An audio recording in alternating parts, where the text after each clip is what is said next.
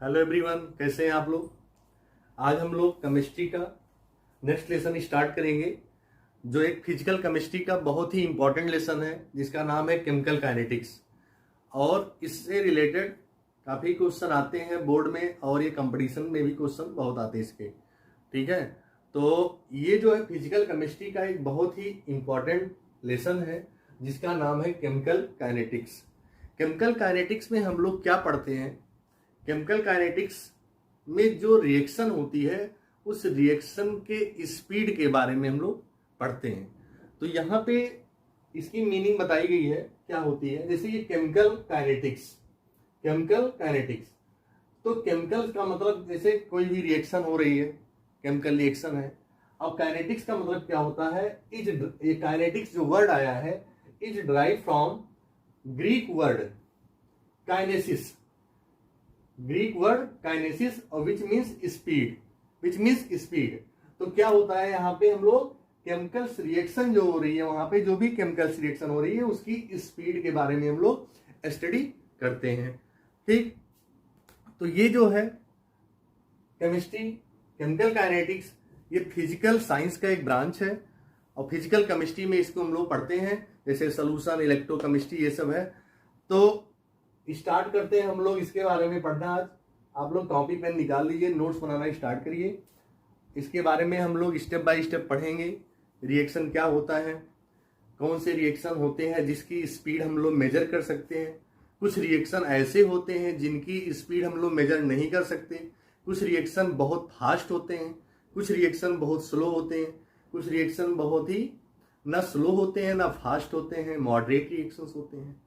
तो इस सब टाइप के बारे में हम लोग रिएक्शंस पढ़ेंगे यहाँ पे। और इसको स्टार्ट करते हैं हम लोग। सबसे पहले केमिकल काइनेटिक्स। तो केमिकल काइनेटिक्स में क्या है कि ये that is branch of physical chemistry, that is branch of physical chemistry, branch of physical chemistry, which deals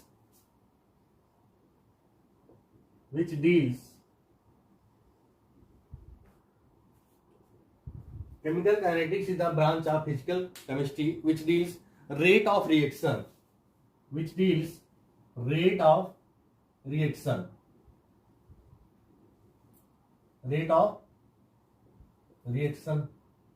second point, factors which affect rate of reaction, factors which affect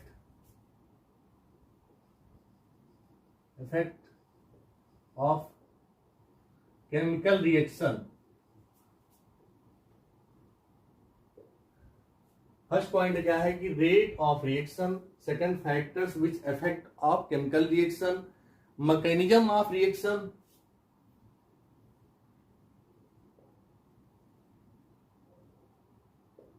जो mechanism of reaction है उसी में क्या पढ़ते हैं, in terms of speed. इसको क्या बोलते हैं हम लोग, इन टर्म्स ऑफ स्पीड। तो ये जो है केमिस्ट्री, केमिकल काइनेटिक्स जो है, ये क्या है, branch of physical chemistry which deals rate of reaction, factors which effect of chemical reaction. कौन कौन से ऐसे फैक्टर हैं जो केमिकल रिएक्शन पे इफेक्ट डालेंगे, जैसे टेम्परेचर हो जाता है, या कंसंट्रेशन होता है, nature of the reactant, nature of reactant होगा, नेचर ऑफ प्रोडक्ट होगा, टेम्परेचर होगा, कैटेलिस्ट होगा। तो ये सारे क्या है, फैक्टर्स हैं जो इस केमिकल रिएक्शन पे इफेक्ट डालेंगे। फिर क्या है नेक्स्ट, मैकेनिज्म ऑफ रिएक्शन। तो मैकेनिज्म ऑफ रिएक्शन में क्या होता है, इन टर्म्स ऑफ स्पीड। अब सबसे पहले क्या पढ़ेंगे हम लोग कि रेट ऑफ रिएक्शन क्या होता है। देखेंगे हम लोग क्या है कि rate of reaction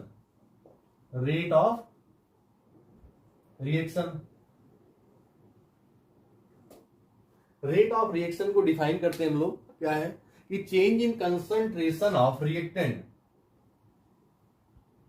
change in concentration of reactant, change in concentration of reactant or product, reactant or product with respect to time, with respect to time. क्या होता है? Rate of reaction change in concentration of reactant or product with respect to time. It means जैसे कोई reaction, जैसे ये क्या है, ए है, और ए से क्या बन रहा है? प्रोडक्ट बन रहा है। ए से क्या प्रोडक्ट बन रहा है? अब क्या है, जो ये रिएक्शन प्रोसीड हो रही है, जैसे मान लीजिए कि ये ए है, इसका कुछ कंसंट्रेशन रहा होगा इनिशियल स्टेट में, और यहाँ पे प्रोडक्ट का फॉर्मेशन हुआ, तो कुछ जब रिएक्शन ये प्रोसीड हुई तो विथ रिस्पेक्ट टू टाइम में इसके चेंज इन कंसंट्रेशन, मतलब इसके कंसंट्रेशन में कुछ चेंज आया, तो उसी को क्या बोलते हैं हम लोग? Rate of reaction. Change in concentration of reactant or product with respect to time. इसी को अदर फॉर्म में लिखेंगे हम लोग, दूसरे फॉर्म में समझते हैं। जैसे क्या होगा? When a reaction proceed, when a reaction proceed in forward direction, when a reaction proceed in forward direction, forward direction, when a reaction proceed in forward direction, the concentration of reactant decreases,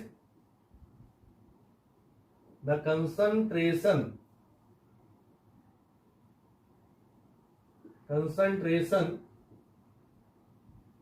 of reactant decreases, and concentration of product increases with respect to time,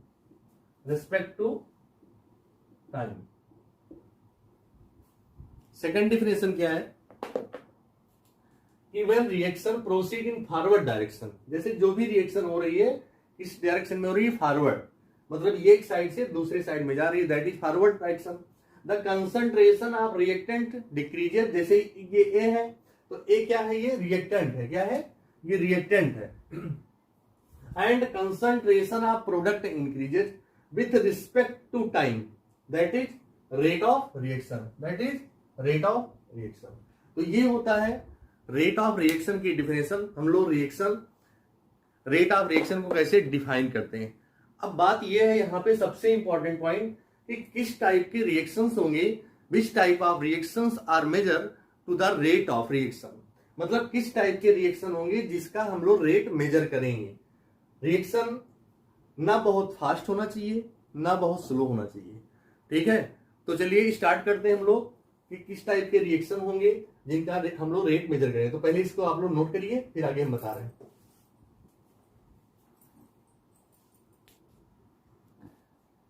तो reaction जैसे है, पहला जैसे हमने देखा है, आप लिखा है very fast reaction, very fast reaction. तो जितने भी फास्ट रिएक्शन होते हैं वो सभी किस टाइप के रिएक्शन होते हैं? उनको हम लोग बोलते हैं ionic reaction, ionic reaction. Very fast reaction, very fast reaction. जैसे एग्जाम्पल में NaCl plus AgNO3 silver nitrate, तो यहां पे क्या होगा? रिजल्ट बनेगा AgCl plus NaNO3, AgCl plus NaNO3। ये रिएक्शन क्या है? आयनिक रिएक्शन है, आयंस के फॉर्म में होते हैं।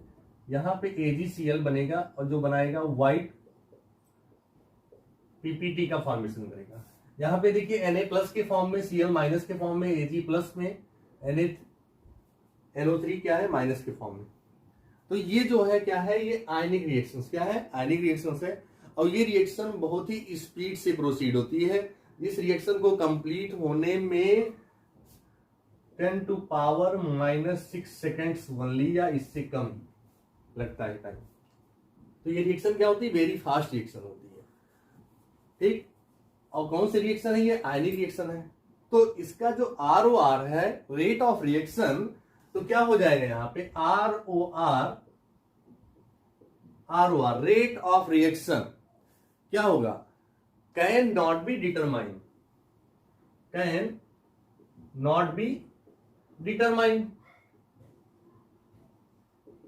Can not be determine. इसके रेट ऑफ रिएक्शन को हम लोग डिटरमाइन नहीं कर पाएंगे। रीजन क्या है, क्योंकि ये रिएक्शन वेरी फास्ट है। सेकेंड पॉइंट, ये वेरी फास्ट रिएक्शन है। सेकेंड पॉइंट क्या होगा, जैसे क्या है कि स्लो रिएक्शन, स्लो रिएक्शन। अब स्लो रिएक्शन में जो होता है, सब इसका सबसे बेस्ट एग्जांपल जो है वो क्या है, rusting of iron, rusting of iron, rusting of iron, ये सबसे बेस्ट एग्जांपल है जो कैसा होता है, स्लो रिएक्शंस होता है, slow reaction, rusting of iron, rusting of iron. जैसे कोई भी आयरन है, मेटल्स है, तो ये तो है नहीं कि आज आपने उसको रख दिया और कल उसमें रस्ट लग गया, रस्ट का फॉर्मेशन हो गया। तो क्या होता है, टेक्स ईयर टू कंप्लीट। क्या होगा इसका, rusting of iron, that is takes year to complete. मतलब इसके जो रस्टिंग ऑफ आयरन है, ये रिएक्शन कंप्लीट होने में कैसा होगा, ये मतलब ईयर्स तक लग सकते हैं, सालों लग सकते हैं, ठीक है। तो ये रिएक्शन कैसा होगा, हमारे लिए नॉट यूजफुल, यूजफुल होगा, क्योंकि हमें इसका तो रेट निकालना है। तो रेट निकालने के लिए हम साल भर थोड़ी इंतजार करेंगे कि हाँ जब उसमें रस्ट का फॉर्मेशन हो तब हम उसका क्या करें, रेट निकालें। ऐसी तो पॉसिबिलिटी है नहीं, क्योंकि ये रिएक्शन कैसा है, बहुत स्लो रिएक्शन है, ठीक। तो बात यहां पे समझिए ध्यान को। तो इसमें भी रिजल्ट क्या आया, इसका ROR can not be determine, can not be determine. इसका भी रेट ऑफ रिएक्शन हम लोग मेजर नहीं कर सकते, कैन नॉट बी डिटरमाइन। तो यहां पे इंपॉर्टेंट पॉइंट ये है, ध्यान देना कि जब वेरी फास्ट रिएक्शन का भी रिएक्शन नहीं लिख सकते, क्योंकि स्पीड उसकी ज्यादा है। दूसरी पॉइंट, रस्टिंग ऑफ आयरन है, ये इतना स्लो है कि सालों लग रहे हैं इसमें, रस्टिंग ऑफ आयरन। इस टाइप की रिएक्शन जो वेरी स्लो रिएक्शंस हैं, तो उनका भी हम लोग rate can not be determine. तो हम लोग किस टाइप के रिएक्शंस का रेट निकालेंगे, मतलब ये जो केमिकल काइनेटिक्स पूरी है, ये क्या बता रही, kinetic that is the rate of reaction, speed, speed को मेजर करते हैं हम लोग। तो यहाँ पे इंपॉर्टेंट पॉइंट ये है, सबसे इंपॉर्टेंट पॉइंट, कि जब ना हम वेरी फास्ट का निकाल सकते हैं ना वेरी स्लो का, तो ऐसे कौन से रिएक्शन है जिनका हम लोग रेट मेजर करेंगे, which type of reaction are measure to rate of reaction, या रेट, किसका रेट निकालेंगे। तो ऐसे रिएक्शन जो होते हैं उनको बोलते हैं हम लोग मॉडरेट रिएक्शंस, मॉडरेट रिएक्शंस। कैसे रिएक्शन होंगे वो लोग, मॉडरेट रिएक्शंस होंगे। मॉडरेट रिएक्शंस की स्पीड जो होती है ना बहुत फास्ट होती है ना बहुत स्लो होती है। एक उसकी कैसी रिएक्शन होती है, एक एवरेज रिएक्शंस होती है, एवरेज स्पीड होती है। और मॉडरेट रिएक्शन में कौन से आएंगे, इसमें आएंगे मॉलिक्यूलर रिएक्शन, मॉलिक्यूलर रिएक्शन आएगा इसमें। मॉडरेट रिएक्शन में कौन सा आएगा, मॉलिक्यूलर रिएक्शन। जैसे example N2 plus H2 gives ammonia NH3 का फॉर्मेशन हो गया, इसको बैलेंस कर दिया। अब देखिए ये N2 है, ये H2, ये क्या है, अमोनिया। ये सब क्या है, मॉलिक्यूल्स हैं, क्या है, मॉलिक्यूल्स। जैसे यहाँ पे नाइट्रोजन है, तो नाइट्रोजन में क्या है, ये ओल्ड बॉन्ड का, ये पहले क्या है, जब नाइट्रोजन ये रिएक्शन के बिफोर इसमें ट्रिपल बॉन्डिंग थी, यहां पे हाइड्रोजन है, सिंगल बॉन्ड है। तो क्या होगा, बिफोर रिएक्शन ये जो ओल्ड बॉन्ड है ये ब्रेक होंगे, क्या होंगे, यहां पे जो ये ओल्ड बॉन्ड है, breaking a old bond, breaking a old bond, ये जो बॉन्ड होंगे इनका क्या होगा, ब्रेक होगा, ब्रेक होंगे। फिर आगे नेक्स्ट स्टेप में क्या होगा, आफ्टर दैट, जैसे ये अमोनिया है, नाइट्रोजन, हाइड्रोजन, हाइड्रोजन, ठीक। तो यहां पे क्या हुआ, इसमें formation of new bond, formation of new bond. तो breaking a old bond, formation a new bond, तो ये प्रोसेस होने में कुछ टाइम लगता है। ये ऐसा नहीं है कि बहुत ही स्पीड से हो जाएगा या बहुत स्लो होगा, मतलब एक मॉडरेट टाइम लगता है कि ओल्ड बॉन्ड ब्रेक होंगे मॉलिक्यूल्स के, न्यू बॉन्ड का फॉर्मेशन होगा। तो इस टाइप के जो रिएक्शंस होते हैं इन्हीं का हम लोग स्पीड मेजर करते हैं, ठीक है। तो ये कॉन्सेप्ट हमारा क्लियर हो गया कि हमें किस टाइप के रिएक्शंस पढ़ने हैं। हमको सिर्फ कैसे पढ़ने, मॉलिक्यूलर रिएक्शंस पढ़ने हैं, मॉलिक्यूलर रिएक्शंस पढ़ने होंगे जिनकी हम लोग स्पीड मेजर करेंगे। तो इसको नोट करिए आप, फिर आगे हम लोग कंटिन्यू करते हैं। तो नेक्स्ट देखेंगे हम लोग, जैसे जो रेट है, रेट जो है टू टाइप्स के होते हैं। पहला होता है एवरेज रेट, दूसरा होता है इंस्टेंटेनियस रेट। तो एवरेज रेट क्या होता है, rate of reaction in large time interval, मतलब जो एवरेज रेट हम लोग निकालते हैं उसमें थोड़ा सा टाइम कुछ क्या होता है, ज्यादा होता है, लार्ज इंटरवल टाइम होता है। और दूसरा जो है इंस्टेंटेनियस रेट है। तो इंस्टेंटेनियस रेट जो होते हैं, rate of reaction at instant, जो क्या हो, तुरंत रिएक्शन हो जाए, या क्या होगा, or rate of reaction in very small interval, मतलब जो रेट ऑफ रिएक्शन है बहुत ही कम टाइम लगता है, वेरी स्मॉल इंटरवल्स होता है उसका गैप। तो इस टाइप के रिएक्शंस होते हैं, एक होता है एवरेज रेट, दूसरा होता है इंस्टेंटेनियस रेट। तो एवरेज रेट जो होता है इसको हम लोग डेल्टा से प्रेजेंट करते हैं, और इसके जो टाइम होता है उसको हम लोग डेल्टा टी से प्रेजेंट करते हैं। यहां पे क्या होता है, जो ये डेल्टा टी होता है इंस्टेंटेनियस रेट में, ये डेल्टा टी ये इक्वल टू जाता है dt के बराबर, किसके जाता है, dt। तो जो रेट ऑफ रिएक्शन हम लोग रिप्रेजेंट करते हैं, यहाँ पे कंसंट्रेशन को डेल्टा के टर्म्स में लिखते हैं और इसको टाइम को डेल्टा टी के फॉर्म से। यहाँ पे जो कंसंट्रेशन हम लोग लिखते हैं उसको डी के फॉर्म में और टाइम को dt के फॉर्म में लिखते हैं, क्योंकि ये क्या है, इंस्टेंटेनियस रेट जो होता है वेरी स्मॉल इंटरवल का होता है। अब यहां पे हम लोग स्टार्ट करेंगे, रेट इक्वल टू क्या है कि change in concentration upon change in time. एक चीज ध्यान देना, जो भी रेट ऑफ रिएक्शन होती है, रेट ऑफ रिएक्शन, किसी भी रिएक्शन का जो हम लोग रेट लिखेंगे, अगर रिएक्शन के रेट में रिएक्टेंट का कंसंट्रेशन डिक्रीज होता है तो ये वैल्यू क्या होगी, माइनस में जाएगी, और प्रोडक्ट का कंसंट्रेशन इंक्रीज करता है तो वैल्यू प्लस में जाएगी। और ओवरऑल जो रेट ऑफ रिएक्शन आएगा, ओवरऑल रेट ऑफ रिएक्शन वो क्या आएगा, पॉजिटिव आएगा। इसका प्रेजेंटेशन जब हम लोग ग्राफ पढ़ेंगे तब आपका कॉन्सेप्ट ज्यादा क्लियर होगा। तो यहां पे पहले हम लोग रेट लिखते हैं, जैसे ये रिएक्शन दी गई है, रिएक्टेंट टू प्रोडक्ट का फॉर्मेशन हो रहा है, तो पहले हम लोग ROR rate of reaction, ROR किसका लिखेंगे, इसका रिएक्टेंट का लिखेंगे, इसका लिखेंगे रिएक्टेंट का, रेट ऑफ रिएक्शन रिएक्टेंट का। तो रेट ऑफ रिएक्शन रिएक्टेंट का हमने क्या बताया कि change in concentration upon change in time. तो ये इसका रेट क्या हो रहा है, इसका कंसंट्रेशन डिक्रीज कर रहा है, तो इसको हम लोग रिप्रेजेंट करेंगे किससे, माइनस से। और इसका रेट जो हम लोग एवरेज लिख रहे हैं, तो delta of concentration upon R upon delta T upon delta T equal to, जैसे सपोज करिए कि जैसे जब ये रिएक्शन स्टार्ट नहीं हुई, तो जब यहां पे ये इनिशियल कंसंट्रेशन रिएक्टेंट का इनिशियल कंसंट्रेशन हमने माना कि ये 10 मोल थी, कितनी थी, 10 मोल थी, और इनिशियल में ये क्या है, 0 है, प्रोडक्ट का कंसंट्रेशन कितना है, 0 है, यहां पे इसका 10 मोल कंसंट्रेशन है और इसका क्या है, 0 है। तो ऐसे कंडीशन में क्या होगा कि जब इसका हम लोग रेट लिखेंगे तो चेंज इन कंसंट्रेशन, तो R2 minus R1 upon T2 minus T1, ये हो जाएगा इसका रेट। इसका मतलब क्या है यहां पे, अब देखिए जो R1 और R2, R1 एंड R2 जब टाइम T1 था, ध्यान देना T1 टाइम T1, तो वहां पे कंसंट्रेशन R का क्या है, R1 है, और टाइम T2 पे कंसंट्रेशन रिएक्टेंट का क्या है, R2 है। तो T1 टाइम पर कंसंट्रेशन, T1 टाइम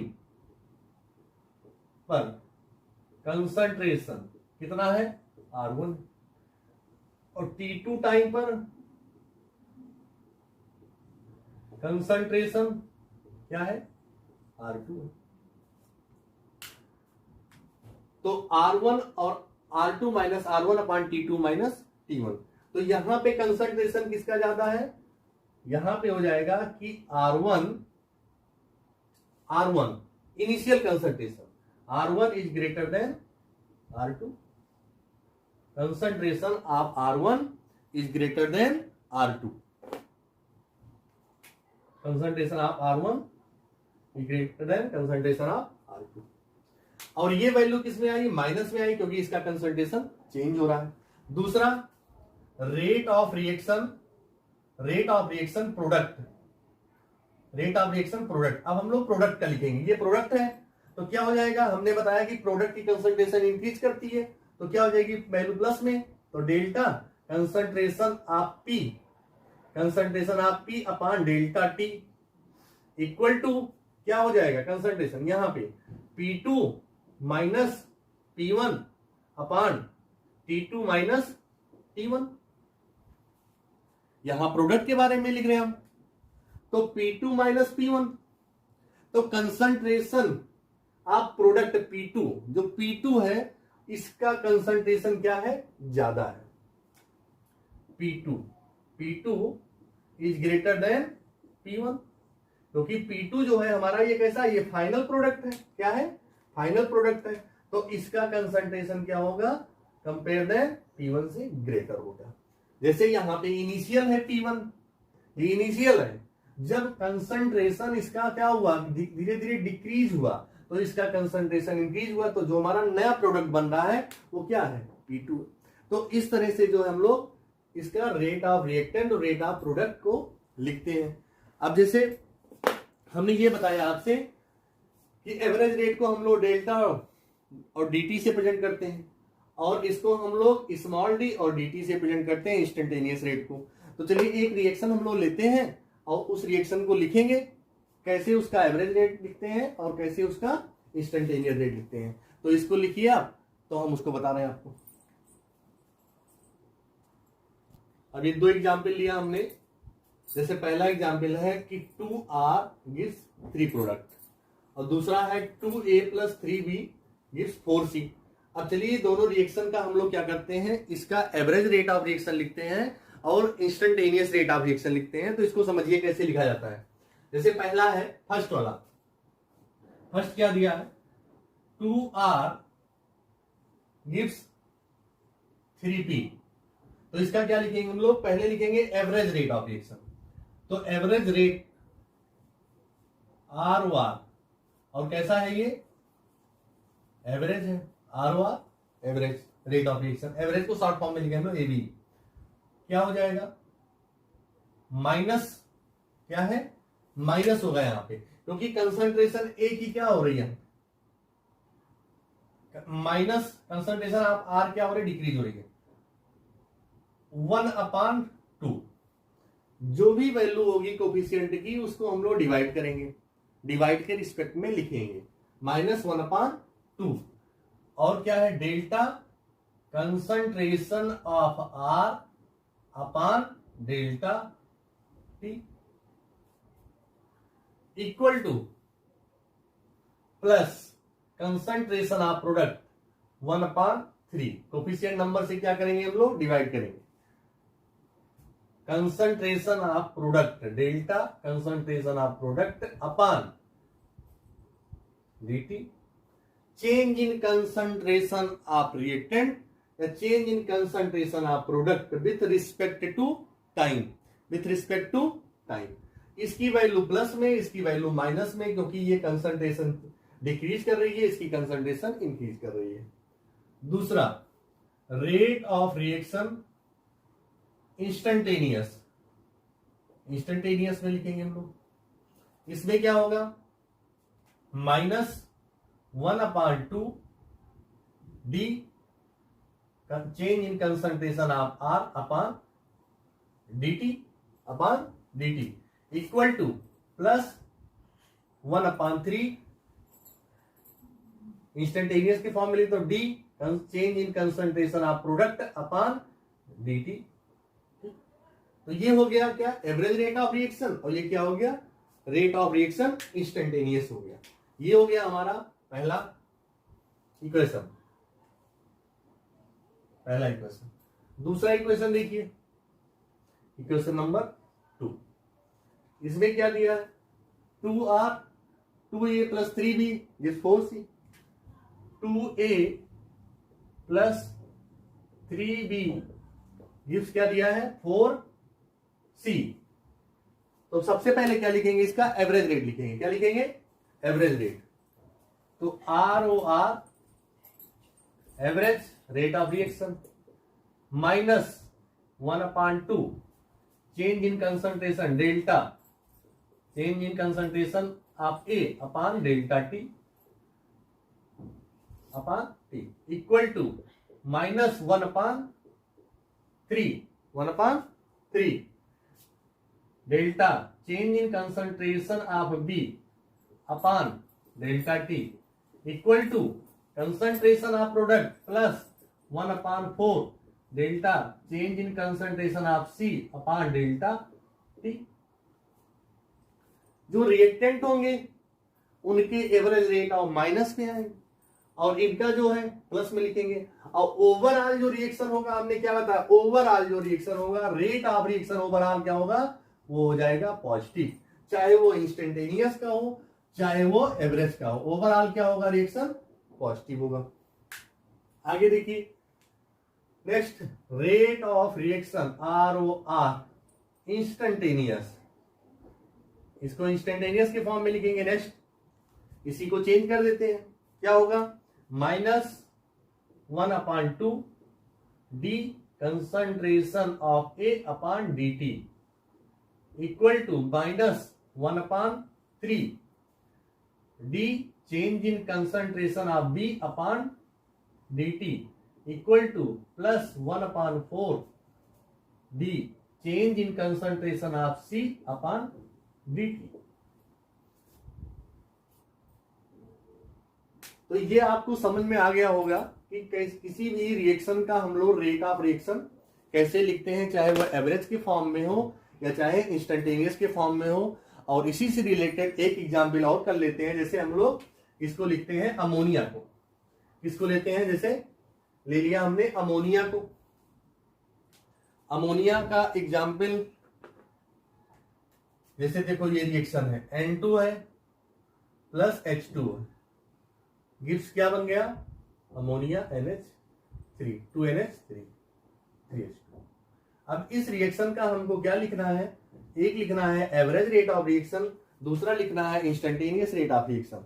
अगर इसको प्रेजेंट करने को आएगा क्वेश्चन में तो कैसे इसको प्रेजेंट करेंगे हम लोग, जैसे पहला हम लोग लिखेंगे एवरेज ROR, एवरेज ROR। दूसरा क्या लिखेंगे, ROR instantaneous, ROR instantaneous. N2 -1/1 -1/1 N2 है, क्या हो जाएगा, delta change in concentration of N2 upon delta T equal to -1/3 delta change in concentration of H2 upon क्या हो जाएगा, delta T equal to +1/3 1/2 +1/2 delta change in concentration of NH3 NH3 क्या है यहाँ पे प्रोडक्ट है अपान डेल्टा टी। ये हो गया क्या इसका average rate of reaction, that is average rate of reaction. After that rate of reaction instantaneous minus 1/1 क्योंकि कोफिशिएंट नंबर क्या है यहाँ पे 1 है तो 1 आएगी वैल्यू। D concentration change in of N2 upon delta T equal to -1/3 D change in concentration of hydrogen upon dt equal to +1/2 change in concentration of NH3 ammonia upon dt। बहुत easy है, किसी भी रिएक्शन का rate of reaction, average rate of reaction and instantaneous rate of reaction हम लोग इस तरह से लिख सकते हैं, जो मैंने 2-3 एग्जाम्पल लेकर के आपको बताया।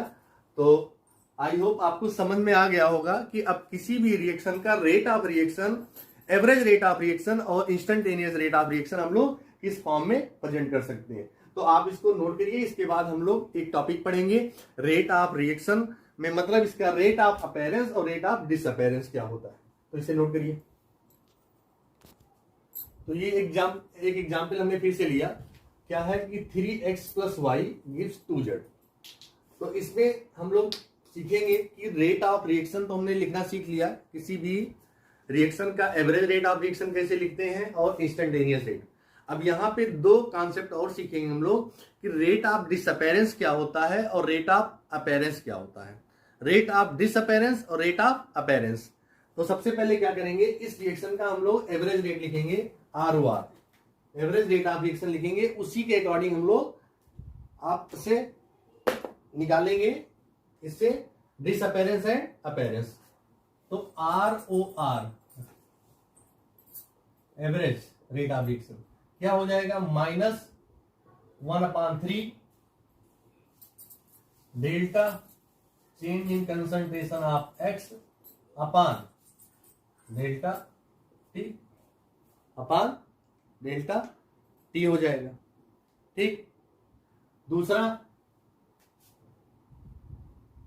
-1/1 delta change in concentration of Y upon dt equal to +1/2 delta change in concentration of Z upon dt लिख सकते हैं। ये क्या है, एवरेज रेट ऑफ रिएक्शन। क्या है, एवरेज रेट ऑफ रिएक्शन। अब एवरेज रेट ऑफ रिएक्शन लिख लिया हम लोगों ने। अब क्या है, क्वेश्चन हमारा है कि rate of appearance, rate of appearance, rate of appearance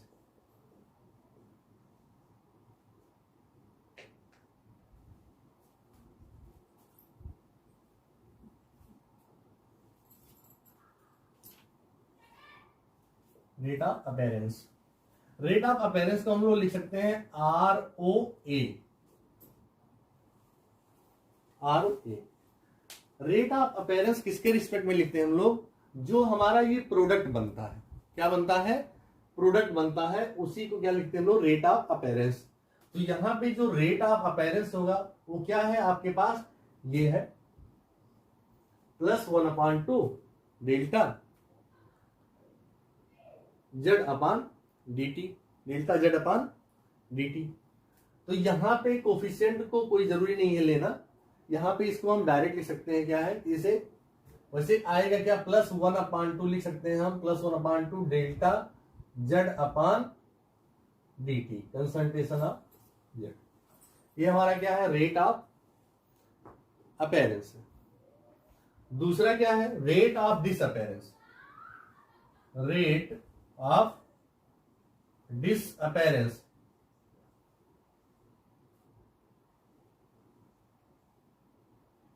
rate of disappearance इसको लिखते हैं हम लोग ROD। क्या लिखेंगे, ROD, रेट ऑफ डिसअपीयरेंस। तो रेट ऑफ डिसअपीयरेंस में क्या आपके पास है, एक तो है -1 जो रिएक्टेंट होते हैं, जैसे ये रिएक्टेंट है ये, और ये क्या है रिएक्टेंट, तो ये दोनों क्या है अपीयरेंस है जो पार्टिसिपेट कर रहे हैं केमिकल रिएक्शंस में, जो केमिकल रिएक्शन में अपेयर हो रहे हैं।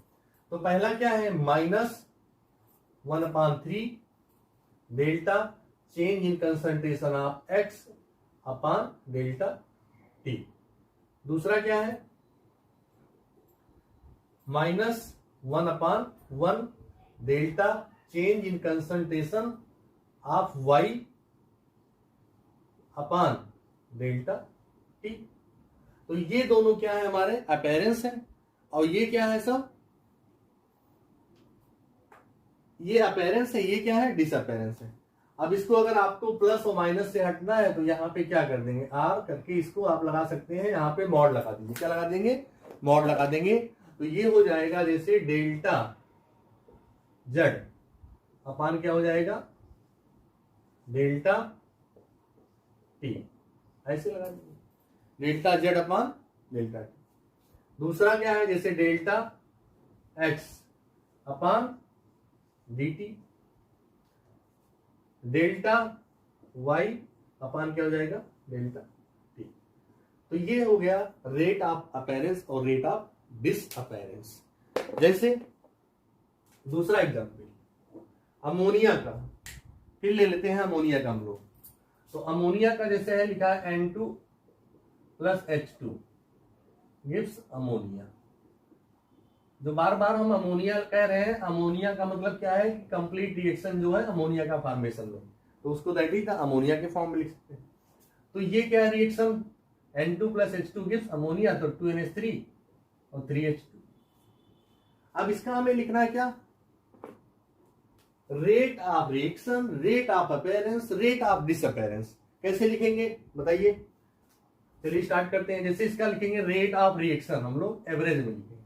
इसमें लिखेंगे एवरेज में रेट ऑफ रिएक्शन क्या हो जाएगा, -1/1 change in concentration of N2 upon delta T equal to -1/3 change in concentration of hydrogen upon delta T equal to +1/2 change in concentration of ammonia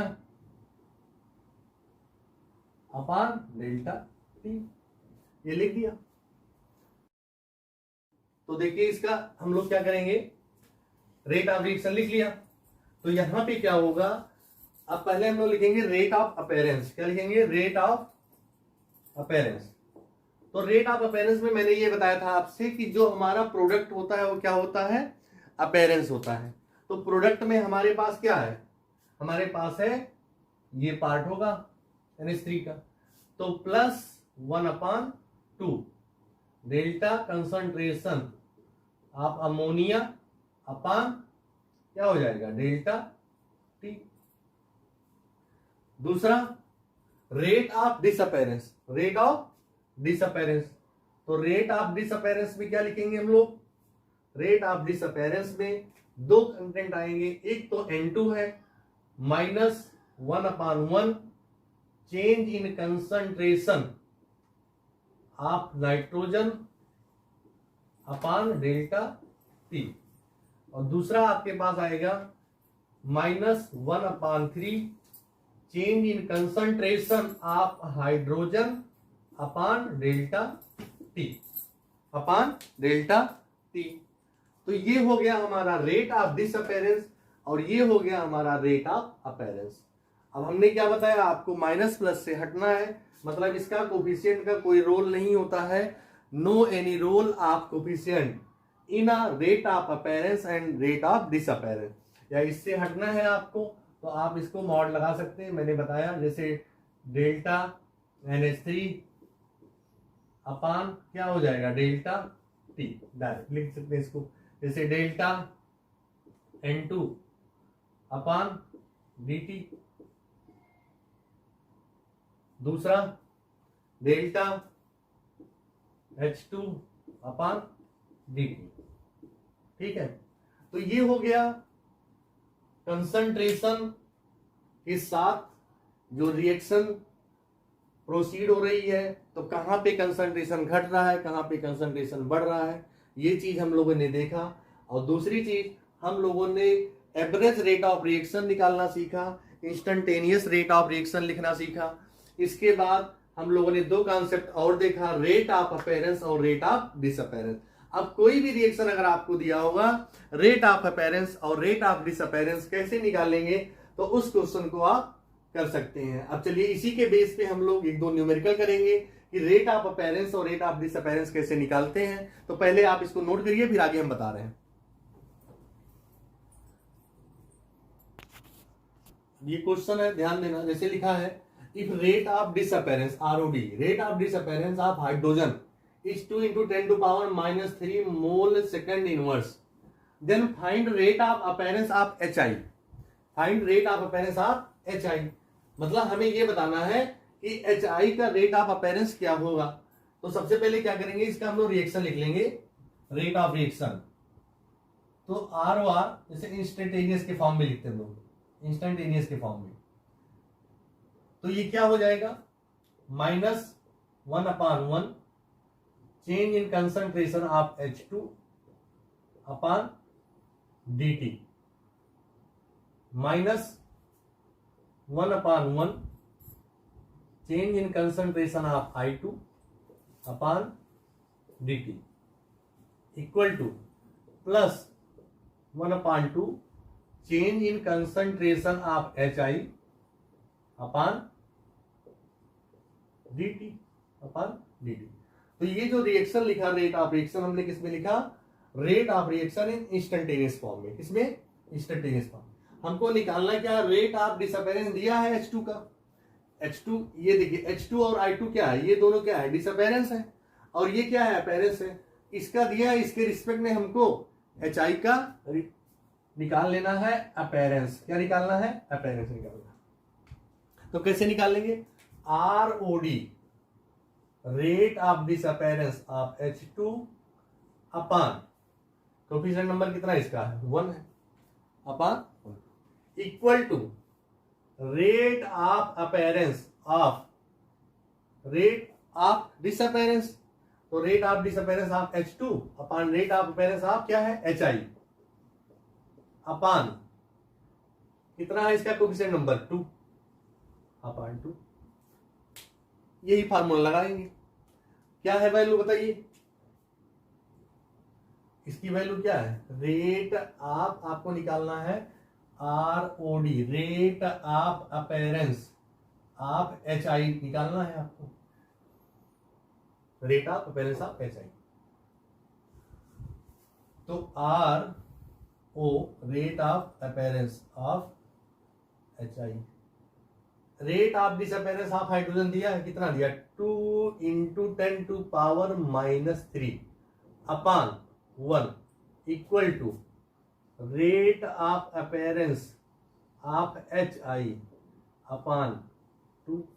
तो क्या होगा, rate of appearance of HI इधर आ गया, आगे equal to क्या हो जाएगा, 2 2 जा 4 into 10 to power -3 into 10 to power -3 mole second inverse. क्या हो जाएगा, मोल सेकेंड इनवर्स। बहुत ही सिंपल मेथड है, बहुत ही इजी मेथड से ये क्वेश्चन को सॉल्व कर सकते हैं आप। ठीक है, तो ये क्वेश्चन क्या है, यहाँ पे निकला rate of appearance of HI, इस मेथड से निकाल लिया, 4 into 10 to power -3 mole second inverse आएगा। इस क्वेश्चन को नोट करिए, इसके बाद एक क्वेश्चन होता है आपको, ये आपका आंसर है। ठीक है, नेक्स्ट क्वेश्चन है आपका, जिसे दिया है N2 + H2 gives ammonia. Given क्या है, -dC/N2/dt equal to 2 into 10 to power -3 mole litre inverse second inverse. अच्छा ध्यान देना, जो अभी पिछला क्वेश्चन किया हमने वहां पे सिर्फ मोल सेकंड इनवर्स किया है, तो जो कंसंट्रेशन होती है उसकी यूनिट क्या होती है, मोल लीटर इनवर्स। तो वहां पे आप चेंज कर लेना, ठीक है, वहां पे लीटर इनवर्स लगा लेना, वहां पे छूट गया था, मोल सेकंड इनवर्स लिखा था, मोल लीटर इनवर्स होगा। तो देखिए कैलकुलेट इसको क्या करना है, पहला निकालना rate of reaction of ammonia, दूसरा निकालना rate of disappearance of hydrogen, और तीसरा क्या है, rate of reaction with respect to ammonia. तो सबसे पहले क्या करेंगे हम लोग, रेट ऑफ रिएक्शन, इसका लिखेंगे average rate of reaction. Average rate of reaction लिखने से हमारी कुछ चीजें आसान हो जाती हैं। तो चलिए एवरेज रेट ऑफ रिएक्शन पहले लिख लें, इसका हम लोग रेट ऑफ रिएक्शन एवरेज लिख लें। क्या हो जाएगा, -1/1। अब इसको यहां पे डी के फॉर्म में दिया है तो हम लोग इंस्टेंटेनियस लिखेंगे। इसको क्या लिखेंगे, एवरेज नहीं लिखेंगे, इंस्टेंटेनियस लिखेंगे, इंस्टेंटेनियस रेट ऑफ रिएक्शन। क्या हो जाएगा, -1/1 चेंज इन कंसंट्रेशन। यहाँ पे dC/dt के फॉर्म में लिखा है तो आप यहाँ डी के फॉर्म में लिखिए, डीसी को जरूरत नहीं दिखाने की। तो change in concentration of N2/dt equal to -1/3 D change in concentration of H2/dt। इतनी बार लिख दिया है कि आप लोग को याद हो गया होगा लिखते लिखते, तो कई बार रिपीट हुआ है अमोनिया वाला। बहुत ही इंपॉर्टेंट रिएक्शन है ये।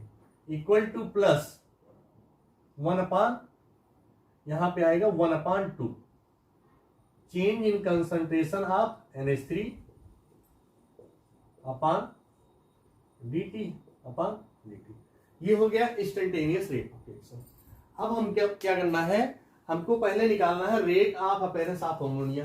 तो पहला वाला क्वेश्चन क्या है हमारा, रेट ऑफ अपीयरेंस इसका ऑफ अमोनिया। तो कैसे सॉल्व करेंगे हम लोग, हमें N2 का दिया है यहाँ पे, तो क्या लिखेंगे हम लोग, रेट, फार्मूला क्या हो जाएगा, rate of disappearance of ammonia, rate of disappearance of N2 upon coefficient number कितना है 1 इक्वल टू क्या हो जाएगा, rate of appearance of ammonia. तो rate of appearance of ammonia upon क्या हो जाएगा 2 हो जाएगा। तो इसकी वैल्यू रख दो यहां पे। Rate of disappearance of nitrogen कितना दिया है 2 × 10⁻³ upon 1 equal to rate of appearance of ammonia ROA of NH3, यहां भी लगा दें आप NH3 अपान 2। तो 2 2 जा 4, तो 4 × 10⁻³ मोल लीटर इनवर्स सेकंड इनवर्स। ये आ गया हमारा rate of appearance of ammonia. ये आ गया 4 × 10⁻³ मोल लीटर इनवर्स। समझ में आ गया इसको, 4 × 10⁻³ मोल लीटर इनवर्स सेकंड इनवर्स। हमारे ख्याल से पिछला भी आंसर लगभग कुछ ऐसे ही आया था। अब दूसरा क्वेश्चन देखेंगे हम लोग, rate of disappearance of hydrogen, rate of disappearance of ROD of hydrogen. कैसे लगाएंगे, फॉर्मूला ये सेम लगा दो, क्या हो जाएगा ROD ऑफ N2 की जगह पे यहां पे लगा दोगे आप हाइड्रोजन, क्योंकि आपको निकालना है rate of disappearance of hydrogen upon क्या है इसके रिस्पेक्ट में वैल्यू, कोफिशिएंट 3 है यहां पे, equal to rate of appearance of ammonia आपको ऑलरेडी मिल चुका है, rate of appearance of ammonia मिल चुका है। तो rate of appearance of ammonia upon 2 हो जाएगा। तो क्या हो जाएगी वैल्यू, ROD आपको निकालना ही है, ROD of H2/3 equal to, इसकी वैल्यू आ गई यहां पे 4 मल्टीप्लाई कितना हो जाएगा यहां पे 4 मल्टीप्लाई 10⁻³ अपान क्या हो जाएगा 2 हो जाएगा अपान 2। तो क्या होगा यहां पे देखो, 2 1 जा 2, 2 2 जा 4 और 3 2 जा 6, तो इक्वल क्या हो जाएगा 6 × 10⁻³ मोल लीटर इनवर्स सेकंड इनवर्स। दूसरा आंसर आपका ये आ गया 6 × 10⁻³ मोल लीटर इनवर्स। ये क्या है वैल्यू, ये है rate of disappearance of hydrogen. अब क्या बच रहा है आपके पास, तीसरा वाला क्वेश्चन है rate of reaction with respect to ammonia. तो rate of reaction of ammonia क्या है आपके पास, देखो rate of reaction of ammonia जो है ये है rate of reaction of ammonia. क्या मिला था आपको यहां पे देखना, +1/2 +1/2 dNH3 change in concentration upon dt। तो रेट ऑफ अपीयरेंस आपके पास क्या है, यहां पे हो जाएगा रिस्पेक्ट टू मोमेंट करना है तो +1/2 +1/2 हो जाएगा। और इक्वल टू क्या हो जाएगा यहाँ पे, तो कितनी वैल्यू आई थी इसकी, डी अमोनिया, यहाँ पे रेट ऑफ डिसअपीयरेंस 4 × 10⁻³ क्या आया था, × 4 × 10⁻³ तो 2 2 जा क्या हो जाएगा 4 इक्वल टू आंसर किसका आएगा 2 × 10⁻³ 2 × 10⁻³ मोल लीटर इनवर्स सेकंड इनवर्स। ठीक, तो ये हो गई रेट ऑफ रिएक्शन की value, rate of reaction of ammonia की वैल्यू। तो एक आंसर ये आ गया आपका जो थर्ड वाला था, ये आंसर आपका पहला था, ये आंसर आपका दूसरा था। तो इस तरह से हम लोगों ने तीनों की वैल्यू निकाल लिया, rate of appearance of ammonia, rate of disappearance of hydrogen और rate of reaction of with respect to ammonia. ठीक है, तो आज हम लोगों ने ये सीखा कि रेट ऑफ रिएक्शन क्या होते हैं, concentration with respect to time, change in concentration with respect to time, that is rate of reaction. फिर हम लोगों ने रिएक्शन का रिप्रेजेंटेशन सीखा, कौन से रिएक्शन ऐसे होते हैं जिनका हम लोग रेट आइडेंटिफाई करते हैं, और उसके बाद में average rate of reaction, instantaneous rate of reaction उसको लिखना सीखा। फिर उससे रिलेटेड हम लोगों ने, फिर उसी से रिलेटेड हम लोगों ने रेट ऑफ डिसअपीयरेंस और रेट ऑफ अपीयरेंस को पढ़ा। फिर उसके बाद हम लोगों ने इसके क्वेश्चन किए। अब आगे इस क्वेश्चन को आप लोग नोट कर लीजिए और फिर अगली क्लास में हम लोग मिलते हैं। Okay, thank you class.